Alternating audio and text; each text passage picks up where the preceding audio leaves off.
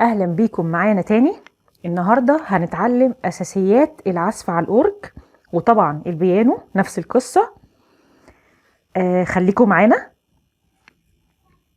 قبل ما تروح يمين او شمال اعمل سبسكرايب للقناة وفعل الجرس واكتب لي انت عايزني اعزف لك ايه وشير لكل اصحابك. يعني ايه اورج؟ يعني ايه بيانو؟ يعني ايه اوكتاف؟ مصطلحات كتير كده. يعني ايه نوتة؟ بنسمع الحاجات دي وعايزين نعرف يعني ايه الحاجات دي. السلم الموسيقي بيتكون من 7 نوتة او 7 زراير. انجاز ان احنا نقول 8 لو بدأت من الدو ووصلت للدو اللي بعدها، فهي خلينا نقول ان هي 8. يبقى 8 نوتة في كل سلم موسيقي. يعني ايه سلم موسيقي على الاورج هنا؟ يعني اوكتاف. يعني ايه اوكتاف؟ يعني من دو للدو للدو. تمام. طب معلش انا مش عارف فين الدو هنا، فين الدو في القصة دي؟ اي زرارين اسود تحتيهم هنا الدو، ده دو. الزرارين الاسود دول ده، الزرارين دول دو، ده دو، ده دو. اذا ده اوكتاف وده اوكتاف وده اوكتاف وده وده. يبقى احنا كده عندنا في الاورج ده 5 اوكتاف. تمام كده. كلمة اوكتاف يعني من الدو للدو. طبعا خليكم معايا كده في الاصوات دي.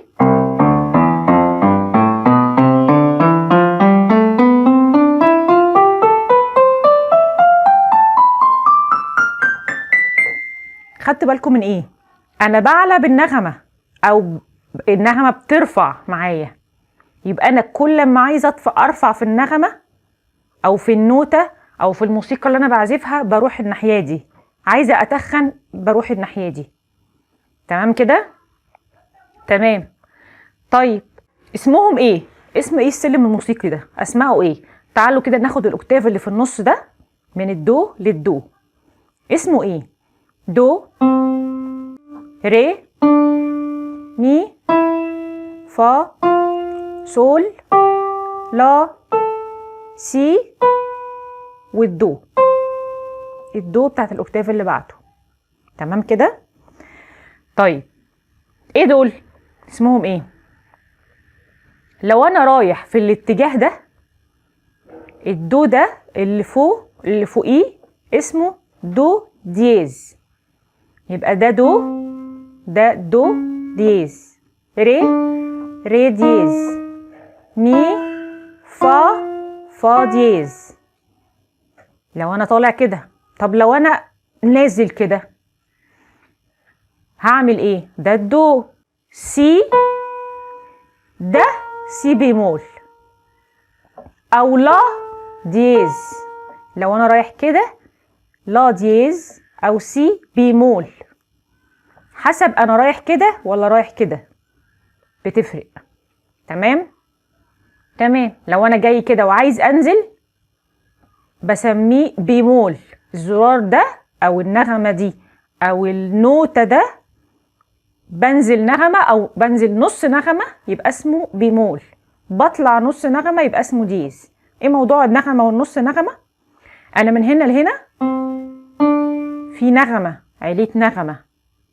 طب ايه ده؟ انا كده بعلى نص نغمة. بصوا كده، خدت بالكم الفرق؟ مش كده. فاذا انا لو بتعلم حاجة سماعي او بطلع حاجة سماعي، عايز اطلع بالنغمة خفيف، ما اطلعش ما نطش جامد، باجي هنا في النص. ده حاجة وسط، زي وسيط بين ده. بصوا كده تاني، خدت بالكم؟ واضحة؟ تمام. ايه كمان؟ انا عندي 5 صوابع ربنا خلقهم، بس هنا عندي 8. طب امشي صوابعي على ال8 دول ازاي؟ بصوا كده، هنتعلم حاجة انا عايزاكم تعملوها تمرين كل يوم، على الاقل كده نص ساعة تقعد تتمرن تفك صوابع ايدك. مبدئيا الحركة اللي انا عاملاها دي غلط. ولا كده. انا لازم اعمل كده، ابقى ايدي الساعد بتاعي هنا افقي مع الاورج او البيانو. تمام كده. وايدي انا مش هفردها كده ولا هعملها كده، انا لازم اعمل كاني ماسك حاجه، كاني ماسك تفاحه، برتقانه. تمام كده. هعمل ايه؟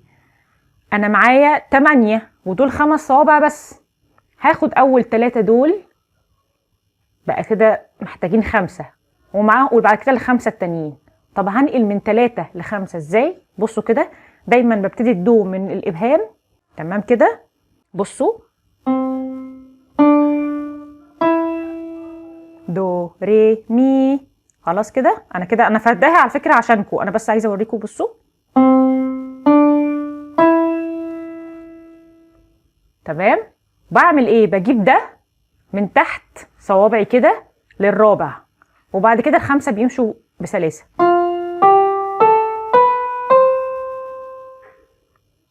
دو ري مي فا صو لا سي دو.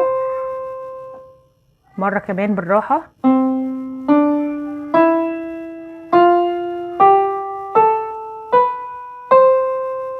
ضروري بقى عارف مكان كل صباع، وضروري ما اعملش كده، ضروري ما اقفلش ايدي، ضروري ما اعملش كده، ضروري ما ريحش ايدي او ننزلها تحت. لازم ابقى الساعد الدراع ده في مستوى الاورج وبعمل كاني ماسك حاجه. ده الوضع الصح المريح، وفي نفس الوقت اللي هيديني سلاسه في حركه صوابعي. انا لازم اتدرب على التمرين ده. رايح،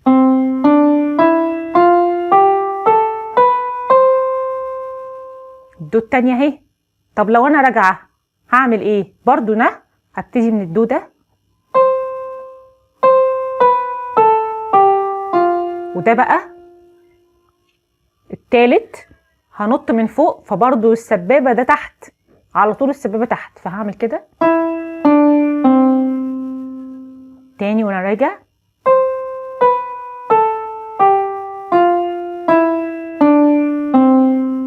انا بحاول انزل بايدي تحت كده عشان تشوفوا، لكن الطبيعي ان انا كده. تمام. هرجع تاني.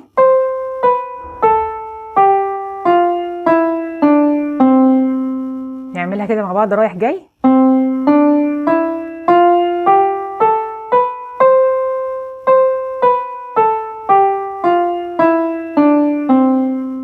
يبقى انا كده عرفت ال8 بتوعي. همشي على صوابع ال5 ازاي؟ اول 3 دول بعمل 3 وبرجع من تحت، السبابه لازم يبقى تحت، واكمل ال5 كلهم وانا راجع 5، واجيب من فوق لان السبابه لازم يبقى تحت، واجيب من فوق ال3 الاخرانيين. ده بالنسبه لايدي اليمين. انا محتاج نص ساعه كل يوم على الاقل افك عضلات صوابعي عشان اعرف اتحرك بصوابعي كلها. غلط ومليون غلط اعمل بصباع واحد، والغلط الاسوأ والاصعب ان انا اشتغل كده. لو انا بعزف الناحيه دي من غير ايقاع ما ينفعش اعمل كده، او ما ينفعش اعمل كده، او ما ينفعش ادي كده خالص. تمام.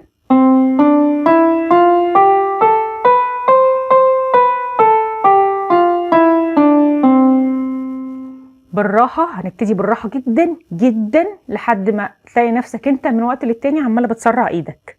هنتدرب عليها على الاقل نص ساعه في اليوم. طب ايديا الشمال لو هعمل ايقاع، احنا لغايه دلوقتي لسه ما عملناش ايقاع، بس لو انا عايزه اتدرب ايقاع ولا عايزه اعزف ايقاع هعمل ايه؟ برضو نفس القصه. اهو الاتنين الاسود دو، نفس القصه. هبتدي بقى من ده.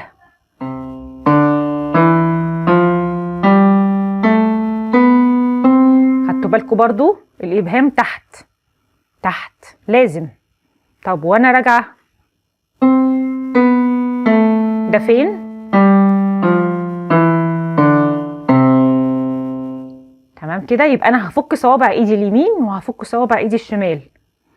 لو انا اعصر او اشول، تمام، هعزف النغمه بتاعتي بالشمال عشان انا اشول؟ لا، الشمال للايقاع واليمين للنغمه نفسها او الاغنيه او اللحن. ما ينفعش اعكس، مش عشان انا اشول او اعصر اعمل كده، ما ينفعش. انا لازم دي للايقاع ودي الاساسي. تمام كده. تاني فوق، ارجع،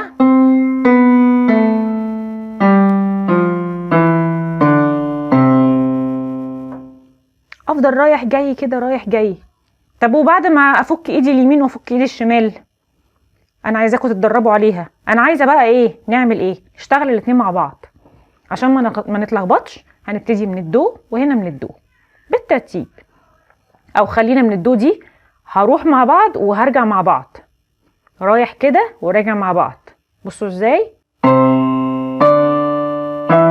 اقلب. ها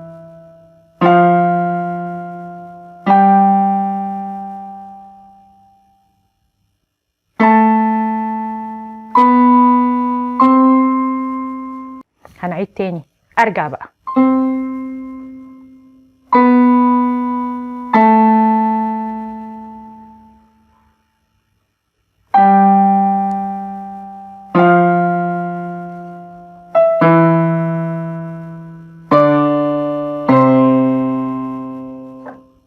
تعالوا نتدرب سوا وهنوصل مع بعض الحاجة. بعد ما اعمل الاتنين رايح وراجع مع بعض، طب ايه التمرين اللي بعده؟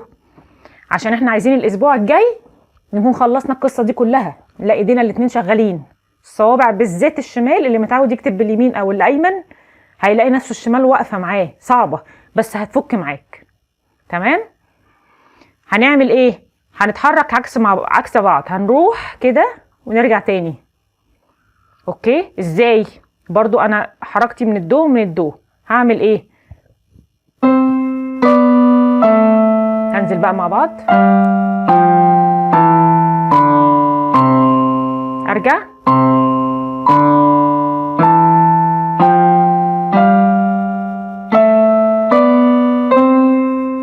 دي هتبقى اسهل شويه عشان هنقل مع بعض.